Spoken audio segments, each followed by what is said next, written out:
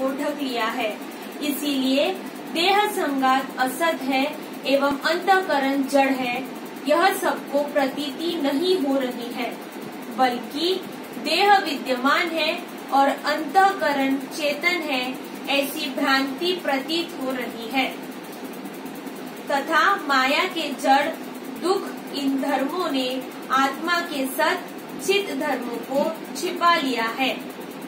इसीलिए सबको भ्रम हो रहा है कि मैं दुखी हूँ एवं परमात्मा मुझसे दूर है, किंतु मैं आनंद एवं अद्वैत अखंड ब्रह्म हूँ, ऐसी प्रतीति नहीं होती है। क्यों नहीं हो रही है ऐसी प्रतीति कि मैं अखंड आनंद हूँ? माया के जो धर्म है असत जड़ दुख और द्वैत उसने ढक रखा। अतः जगत में जो सत एवं सुख की भासमानता हो रही है वह परमात्मा की ही है। इसी प्रकार आत्मा अधिष्ठान से अध्यस्त जगत भिन्न नहीं है।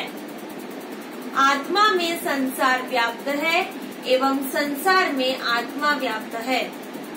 दोनों का अनन्यो अध्यास हो रहा है।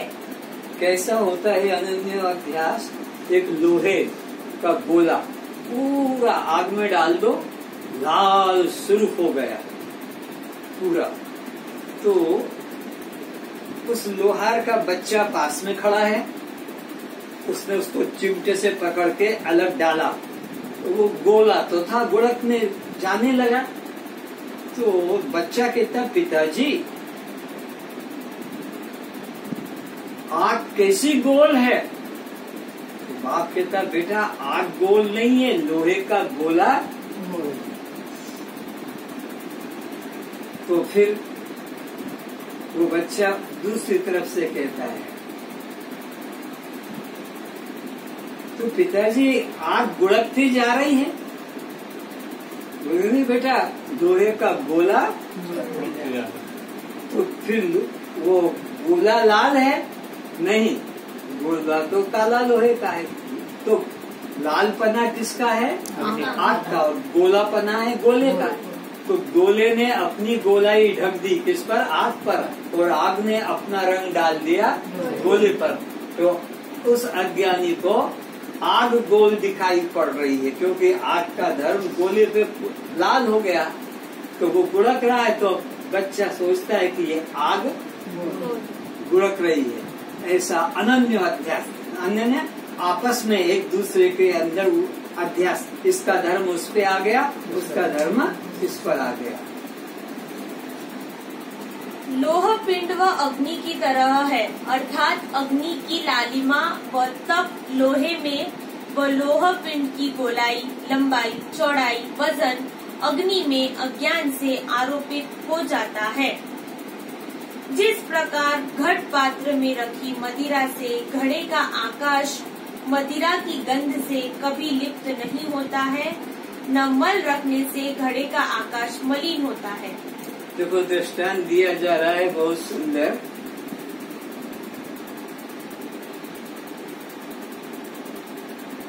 आप जा रहे हैं यात्रा पे, मुझसे भी कहा कि स्वामी जी आप भी चलो यात्रा पे।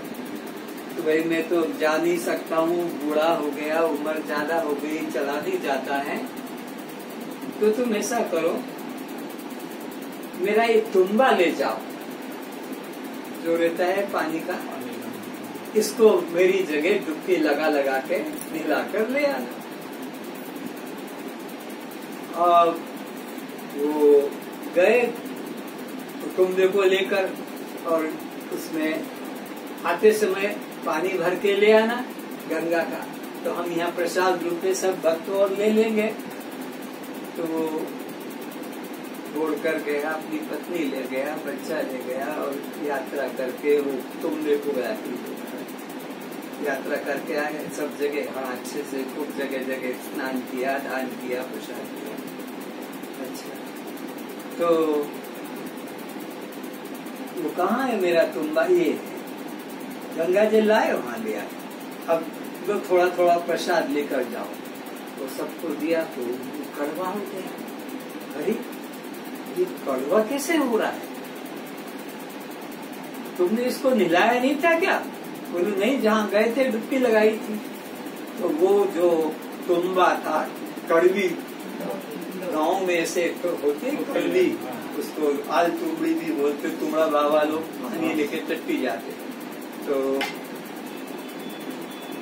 गंगा जल में डुबकी लगाने से उसके अंदर का कड़वाहट, तो इसी तरह तुम्हारा भी गंगा में डुबकी लगाने से अंदर की कड़वाहट, अंदर तो वो वही गोबर भरा है, राग द्वेष, अपना पराया, छल छिद्र, कपट चोरी, बाहर डुबकी लगाने से अंदर से वो शुद्ध नहीं होता है। तो अगर तुमने घड़े के अंदर मटके में, सुराही में शराब भर दी और उसकी डुबकी लगाकर 10 बार नहीं 100 बार, और फिर अगर दिया जाएगा तो वो प्रसाद वो शुद्ध पवित्र नहीं होगा। तो ऐसे ही ये देह तो सबका निर्मल नहीं, मलिन है। अत्यंत मलिनो देहो, अत्यंत मलिनो देहो। देह नित्य निर्मल, आत्मा नित्य निर्मल, अत्यंत निर्मल है आत्मा, और देह अत्यंत मलिन है। तो ये मलिन देह को गंगा में 100 बार भी डुबकी लगाओगे तो ये शुद्ध होने वाला कैसे? जैसे कि एक मटके में तुम शराब या पेशाब भर के और डुबकी लगा कर को लो प्रसाद ले लो, ले लो। अरे प्रसाद पेशाब भरा इसमें, तो अरे डुबकी लगा दी ना 100 बार है? तो 100 बार डुबकी लगाने से भी वो घड़े का जो पी है, शराब कहो कि पेशाब कहो, वो शुद्ध नहीं होता है। तो ये इससे ही हमारा शरीर के द्वारा, शरीर के अशुद्धि से आत्मा अशुद्ध नहीं होता है। आत्मा इससे अलग है। कैसे? जैसे घड़े से वो शराब का अलग स्वभाव है, घड़े के डुबकी लगाने से शराब में पवित्रता, तो ऐसे देह के डुबकी मारने से तुम्हारा तो मन पवित्र होने वाला नहीं, मन अपवित्र है। और अपवित्र मन बाह्य तीर्थों में डुबके लगाने से कभी शुद्ध होता नहीं। वैसे ही देह उपाधि का संयोग होने पर देह के षड विकारों से मैं निर्विकार आत्मा सर्वदा असंग अलिप्त ही रहता हूँ। आत्मा में षड विकार क्या है जो उससे तुम असंग हो? आत्मा में षड विकार से तुम अलग हो।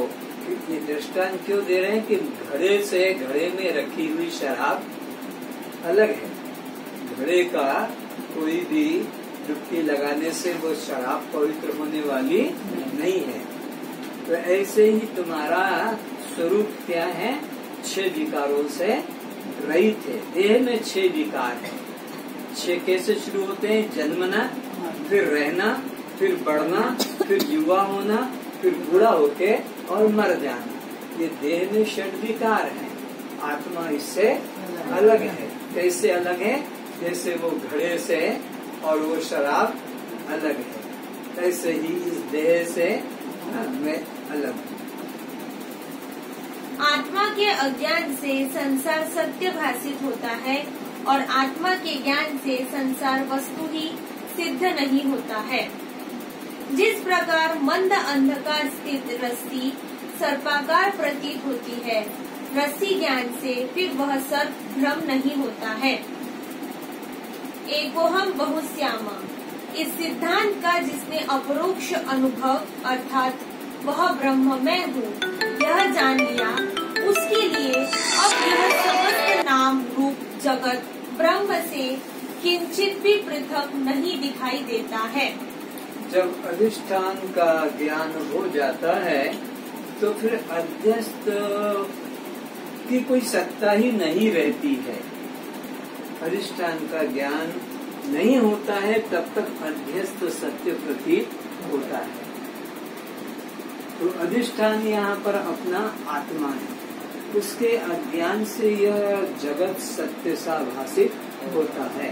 पर जब अपने आत्मा का अधिष्ठान रूप का सत्य रूप का ध्यान हो गया तो फिर जगत प्रतीत नहीं होता है, बल्कि एक परमात्मा, एक ब्रह्म ही अनुभव में आता